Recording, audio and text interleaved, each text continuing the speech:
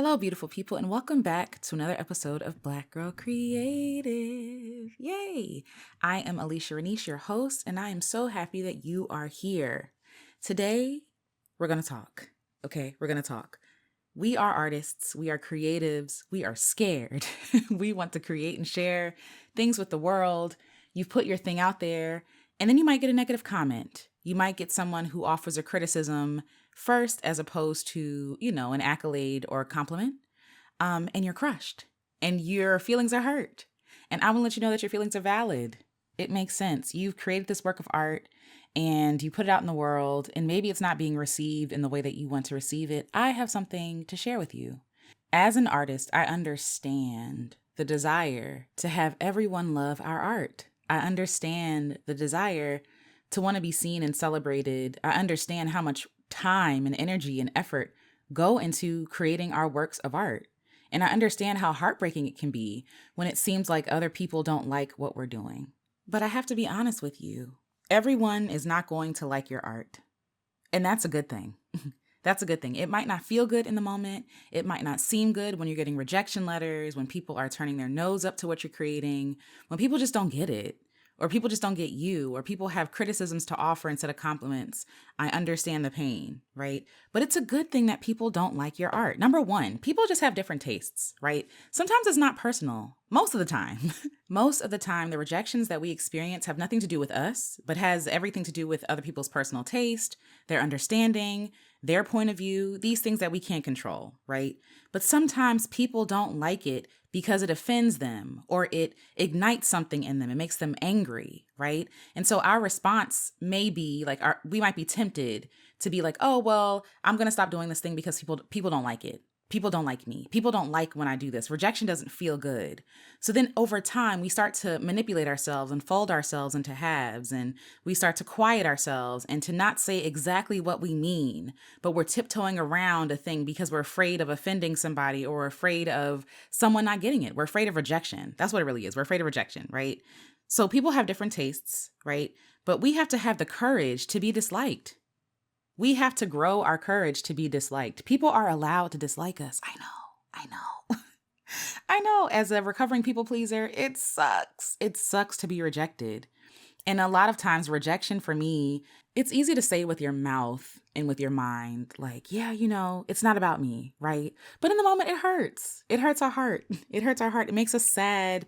It makes us recoil a little bit. It makes us want to quiet ourselves even more, right? Like that's the temptation, to quiet ourselves and to become who we think we need to be loved and to be honored and to be celebrated. But at some point, after all of that manipulating yourself and censoring yourself, right? And filtering yourself, you get to a point where you feel numb, where you feel like you're just going with the motions, trying to do what you can do to be liked. You're maneuvering through a field, trying to figure out where the landmines are, right? And the landmines in my mind are rejection or criticism or evoking a strong response from someone. You know what I mean?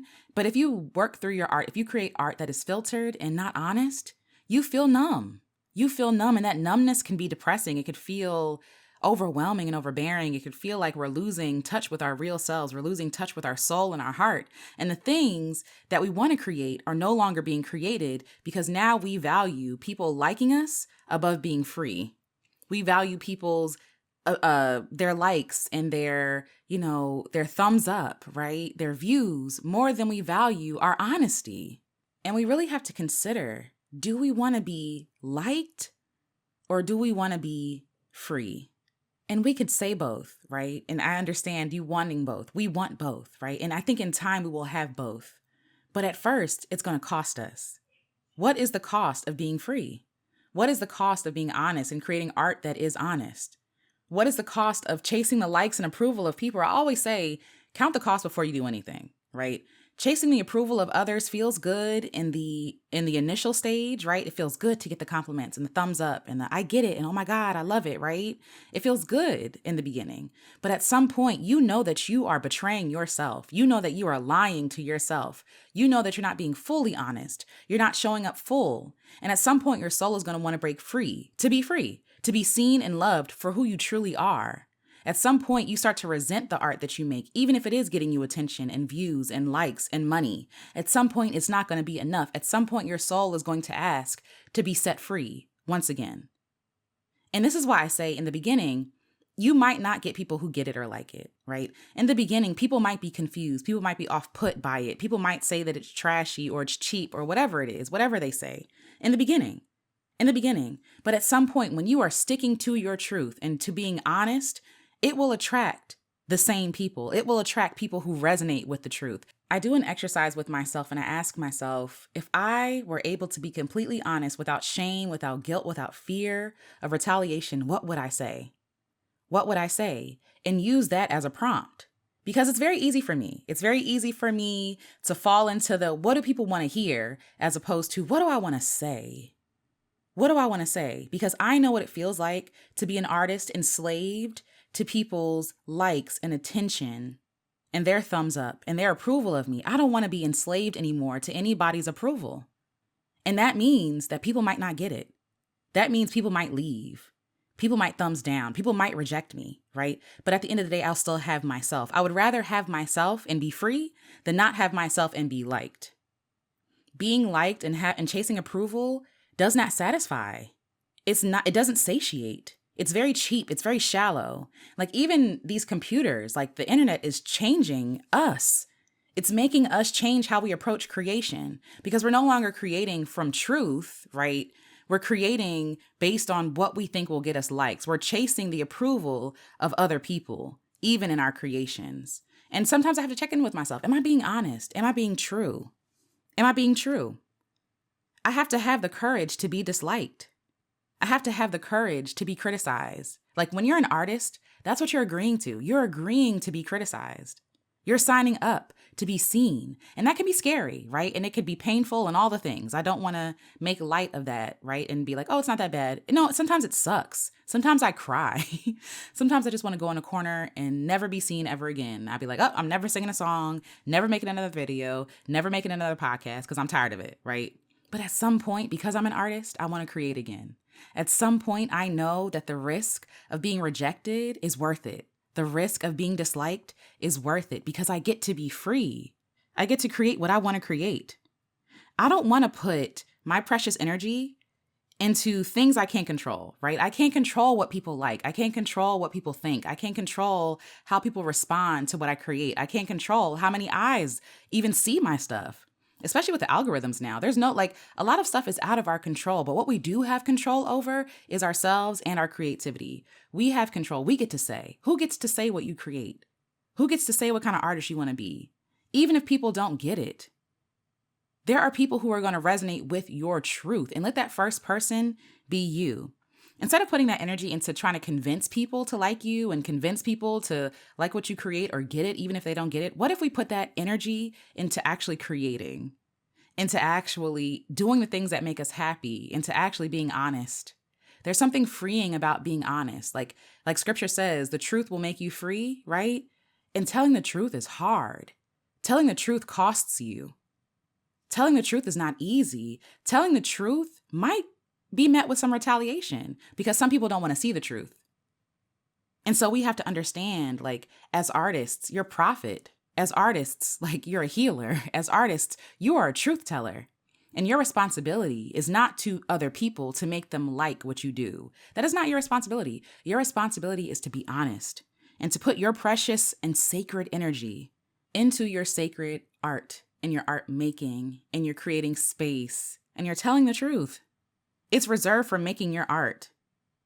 Do not cheapen yourself trying to chase the approval of other people, and their approval and their likes and their love is fleeting. If you have to change the makeup and change yourself to be liked, and I'm not talking about improving yourself. I'm talking about, like, you know what that feels like when you're stuffing yourself inside of a box that's too small for you, when you're holding your words and swallowing your pain. If you have to do all that to be liked, they don't like you. They don't like you, and it is not your job. Isn't that freeing? Isn't that freeing to know that it's not your job to get people to like you? And as a recovering people pleaser, this is something that I'm just learning. It is not my responsibility to make people like me or to make people get me or to be understood. It is my responsibility to love myself, to do what God is telling me to do, to use the gifts that God has placed inside of me, to tell the truth, no matter what that truth is. To tell the truth, that is my responsibility. My responsibility is not to man. It is not serving man or worshiping man and their likes and approval. I am so much more sacred than that. And so are you. And so is your art. Be focused on your work. Your work is not to convince. That takes energy. That takes so much time trying to convince people that you are enough, that your art is worthy of being paid attention to, right? That is too much energy. How about you just keep creating and sharing and being honest and allow the people to come to you? They will see your light. They will be attracted to your light. Be proud of what you create. If nobody else likes it, you like it. Like the process, not just the outcome. A lot of times we're chasing outcomes again that we can't control. We're chasing the likes and the subscribes and all these different things, right? And then we kind of forsake ourselves and betray ourselves by doing things that are trendy or that is popular and not things that are honest, right? Not things that are honest. And even if you chase a trend or follow a trend, make sure that you're adding your own spin to it. We can all have the same prompt, the same creative prompt, right? And every single thing would look different. If I asked you, what is something honest that you would say if there was no shame? Your response would be different than mine. If I said, paint this piece of paper red. Some people might paint hearts. Some people might paint the entire picture. Some people might use a different kind of red, like a bright red versus like, I don't know, a deep red, versus like rose. Some people might use more like pinks, right? Like we all have our own truths and we all have our own perspectives, and that makes it beautiful. That makes your art beautiful. Your job is not to be palatable to people. Great artists hardly ever remain palatable. You know what I mean? A lot of artists tell the truth even when it's scary and it goes against the status quo.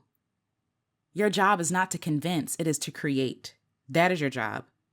Again, create what brings you joy and be proud of that. Enjoy the process. You deserve to create art that feels good to you, and you deserve for your art to be protected and insulated from the opinions of other people and the approval of other people before you even begin, before it sees the light of day, before you even finish it. A lot of us start a project, and that's why a lot of us don't start it. Let's be real.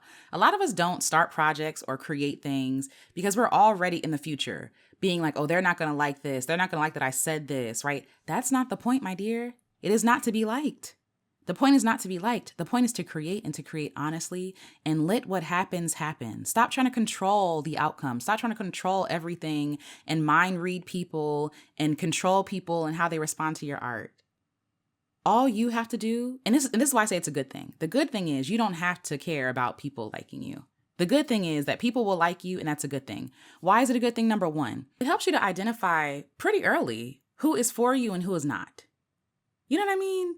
A rejection early on is good because now you don't have to put your energy into places that you're not being honored.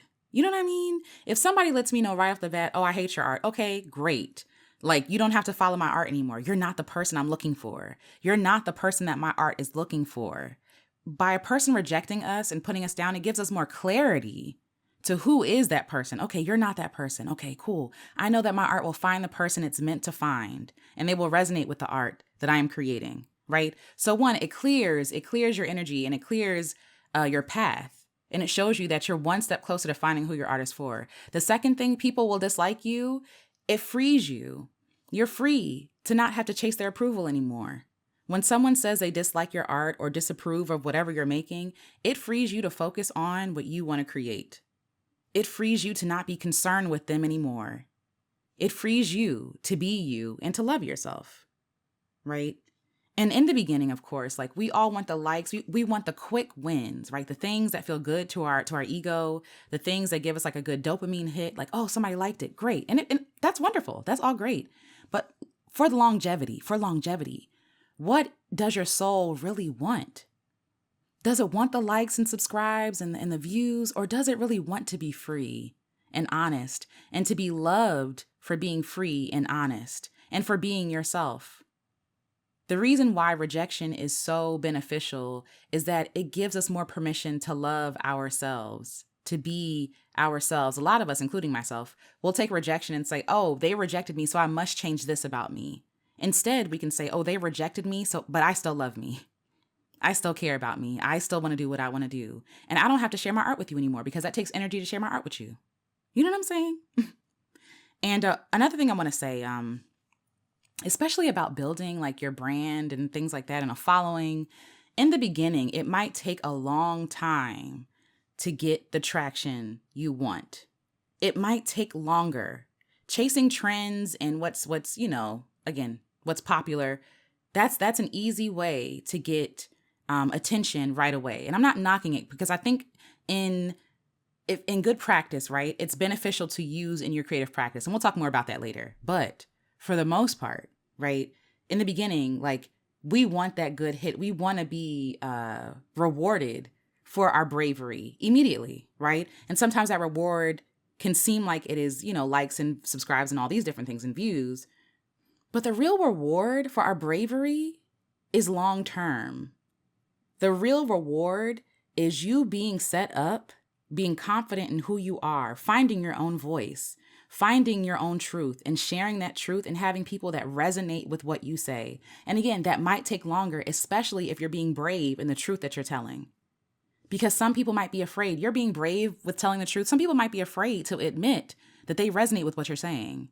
They might be afraid. Some people don't hop on the bandwagon until you're actually doing numbers. There are some people like that, right? And even still, you deserve to be seen by you. You deserve to be loved and honored by you. Your art deserves to be seen by you. You are your first community. You are your first fan, right? You're your first friend. And then to everybody else. We create backwards. We reverse engineer what will get me a lot of views and likes versus starting with ourselves. What do I want to say? What do I believe? What am I afraid of? Give me something real. Give the world something real, not something curated and something filtered and safe.